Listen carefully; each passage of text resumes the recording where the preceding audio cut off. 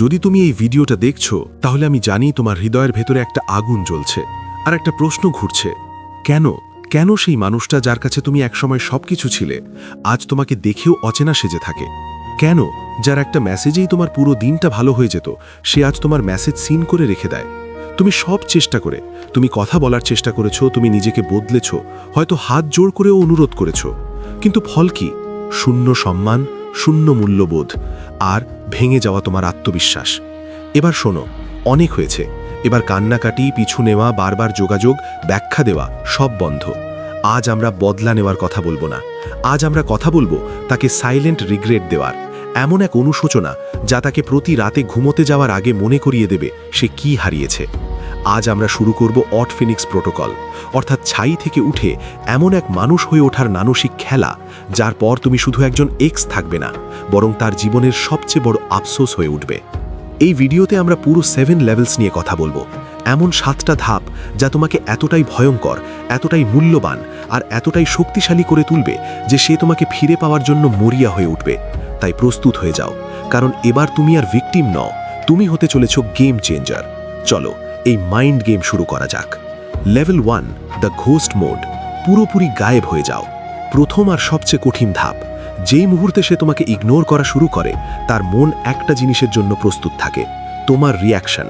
সে আশা করে তুমি ফোন করবে, মেসেজের পর মেসেজ পাঠাবে, সোশ্যাল মিডিয়ায় দুঃখের স্টোরি দেবে। সে তোমার কষ্ট দেখে নিজের সিদ্ধান্তকে জাস্টিফাই করতে চায়, কিন্তু তোমাকে তাকে এই সন্তুষ্টিটা দিতেই হবে না। তোমাকে যেতে হবে ঘোস্ট মোডে, একদম পুরোপুরি।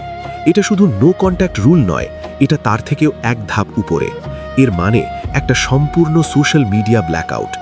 সব জায়গা থেকে তাকে সরিয়ে দাও, আনফলো করো, ব্লক করো, মিউট করো, যা দরকার করো। তার প্রোফাইল দেখা বন্ধ করো।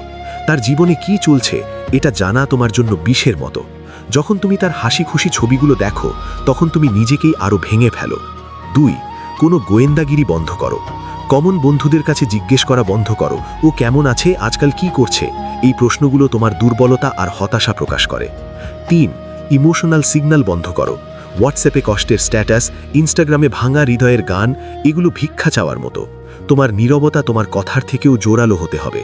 সাইকোলজি বলে মানুষ সবচেয়ে বেশি তরপায় সেই জিনিসটার জন্য যেটা তার কাছ থেকে কেড়ে নেওয়া হয়। যখন তুমি হঠাৎ করে তার দুনিয়া থেকে পুরোপুরি গায়েব হয়ে যাবে, তার মস্তিষ্কের প্যাটার্ন ভেঙে যাবে। সে যে তোমার রিয়াকশানে অপেক্ষায় ছিল, যখন কিছুই পাবে না প্রথমে তার স্বস্তি আসবে, তারপর আসবে অস্বস্তি, আর তারপর একটা প্রশ্ন মাথায় উঠবে, ওর কি আদৌ কিছু মনে হয়নি? আমি কি ওর কাছে এতটাই অমূল্য ছিলাম? এইখান থেকেই তোমার খেলা শুরু হয়। তোমার গায়েব হয়ে যাওয়া তার অস্থিরতার প্রথম ডোজ। কিন্তু শুধু গায়েব হয়ে যাওয়া যথেষ্ট নয়, এই অন্ধকারের মধ্যেই তোমাকে নিজেকে একটা অস্ত্রে বদলে ফেলতে হবে। এই যন্ত্রণাকে কিভাবে নিজের শক্তিতে রূপান্তর করবে সেটা আমরা জানব পরের লেভেলে। লেভেল 2, দি আপগ্রেড চেম্বার। নিজেকে আপগ্রেড করো। এখন তুমি একা, তোমার হাতে আছে অনেক ফাঁকা সময় আর প্রচুর ইমোশনাল এনার্জি।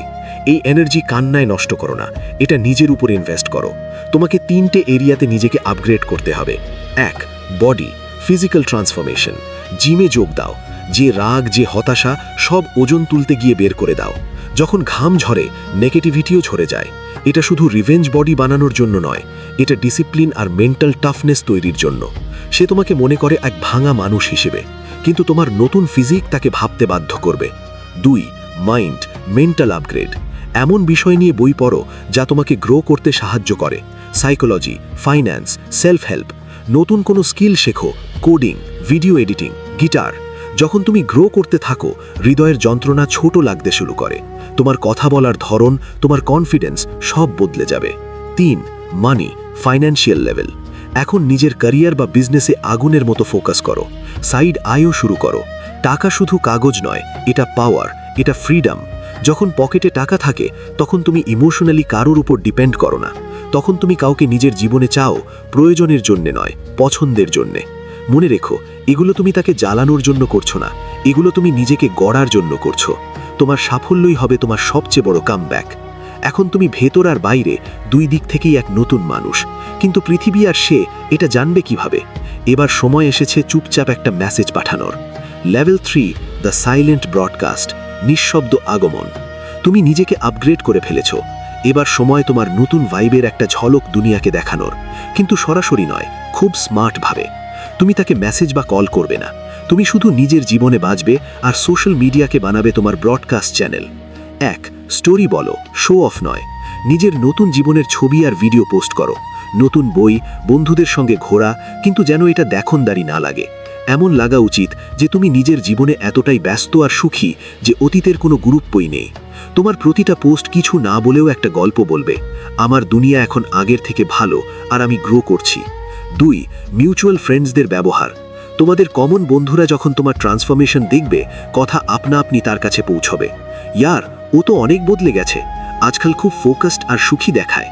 এই কথাগুলো যখন তার কানে যাবে, তার ভেতরে জ্বলে উঠবে জেলেসি আর কিউরিওসিটির আগুন। সে ভাববে, এটা কিভাবে সম্ভব, ও কি আমাকে ছাড়া এতটাই সুখী। 3. মিস্ট্রি বজায় রাখো।